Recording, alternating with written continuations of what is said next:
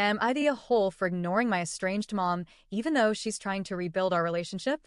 This is probably going to be long, but I really need advice because I'm feeling torn.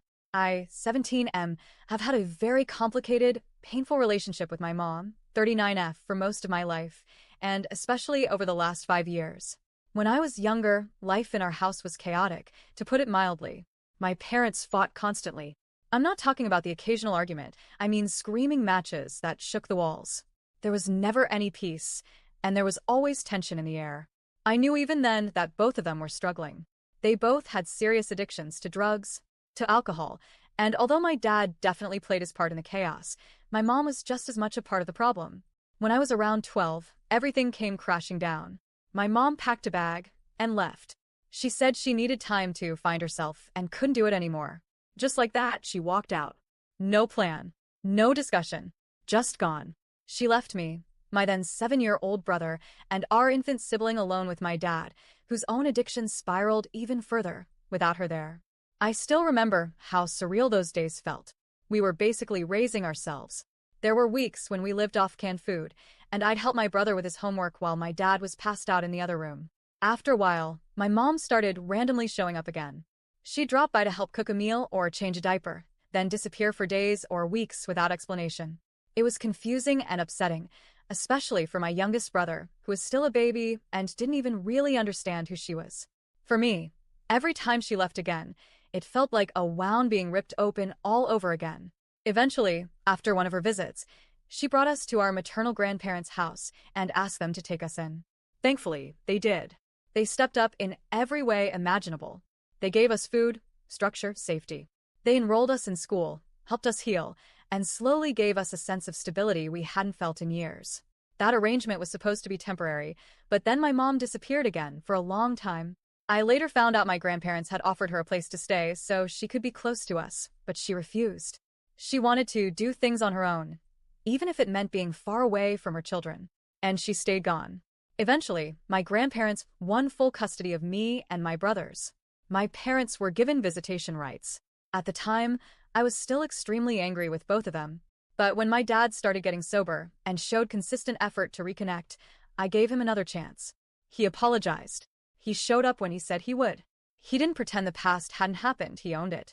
And that meant something to me. These days, I spend time with him regularly, and we've repaired a lot of what was broken between us. It's not perfect, but it's real. My relationship with my mom, though, it's another story entirely. She didn't really start fighting for us until after the custody was finalized. Suddenly, she wanted us to live with her again.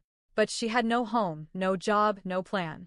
And when my grandparents refused to hand us over, she accused them of stealing us, turning us against her, manipulating us. She became bitter and aggressive, even toward me. I tried to reason with her. I wanted to believe she just missed us and didn't know how to express it. But every conversation turned into her ranting about how unfairly she was treated.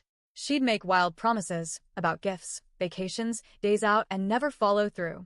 She'd say she was coming to visit, and then ghost. Over time, I realized it wasn't about us, it was about her guilt, her pride, her need to rewrite the story to make herself the victim.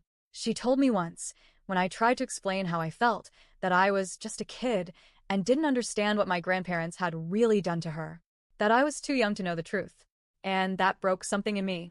Because no, maybe I didn't know every detail, but I knew how I felt.